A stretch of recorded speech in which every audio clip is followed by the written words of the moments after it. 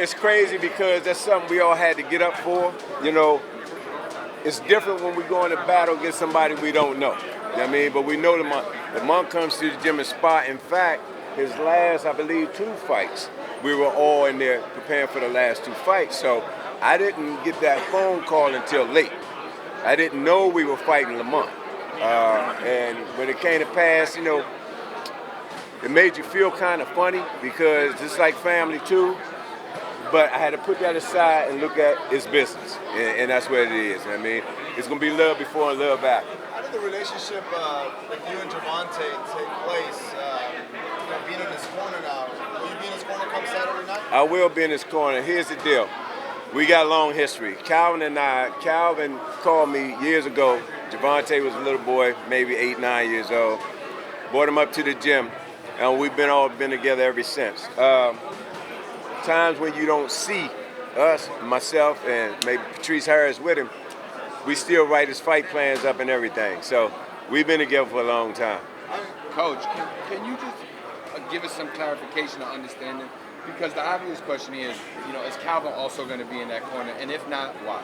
Oh yeah, you see him here now, right? Yes, sir. You know what I mean? See, I hear things, right? Sure. But nevertheless, Calvin will be there, Coach Barry will be there, Coach Boogie will be there, and Kenny will be there as well. The first fight you was in the corner, right? You was in the pit bull corner too, right? I was in the pit bull corner. If you look at his earlier fights, when he first started out, the grind, like we like to call it, I've been there, even in the amateurs. So this is nothing new. You know what I mean? And it's one of them things where you know how the internet is, and then take a mind of his own and just take flight without even knowing. But Tank is like family to us. You know what I mean? Lamont is family too. But Tank, Lamont comes to the gym and spar all the time.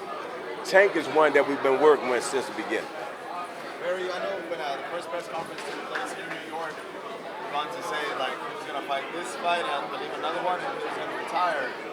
Then he came out in the podcast and said that kind of changed his mind. How's his mindset right now, you know, about that retirement talk? Is that something that is still lingering? Did y'all talk about it? Mindset is good. Here's the deal. These fighters and coaches, and we go through a lot. You know what I mean? And I get it. You know what I mean? I even understood why he said what he said. But a lot of times when we speak and make a decision like that, it's based on emotion, right?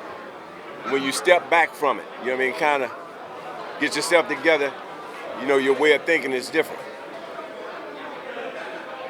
He is not that kid with 10 years left again, put it that way. Excellent fighter, he's a special talent, he's different. But nevertheless, no, I think he'll be around a while. We still got some stuff we got to do. Coach. Yeah. I honestly only saw clips of it. I didn't see the fight. When we get locked in, we locked in. You know what I mean? So my mission right now is Tank and Lamont Roach. Coach, what do you think of Rayo coming in at 35 at a higher weight class, a little stronger, he looked a little bigger? What do you make of that? Could that be a factor in this fight? Well, you know, most of the guys that fight at these weights coming down from 20 and 30 and 40 pounds, right?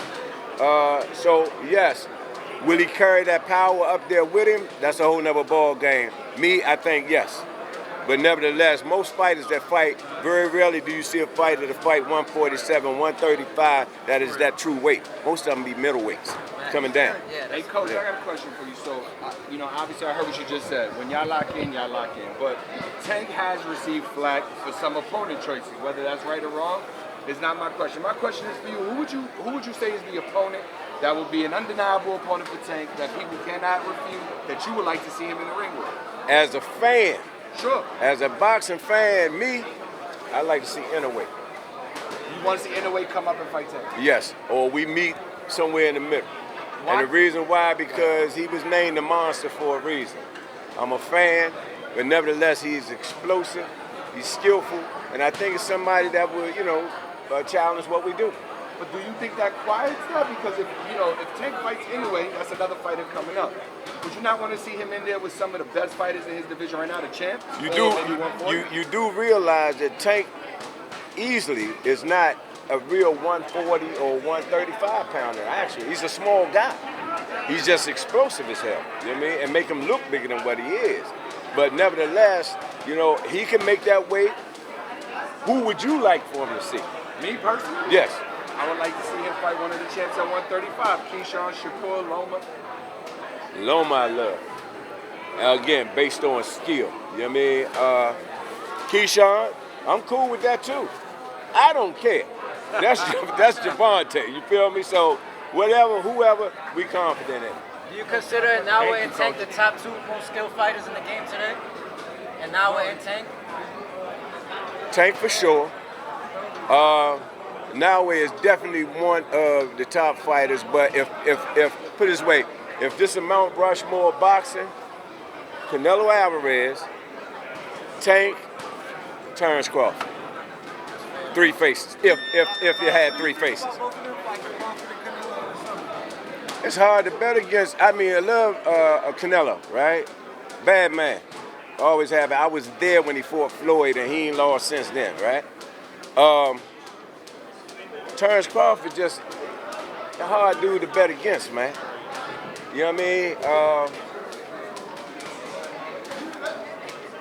Smart money would say for some of the people that would be Canelo Alvarez, right?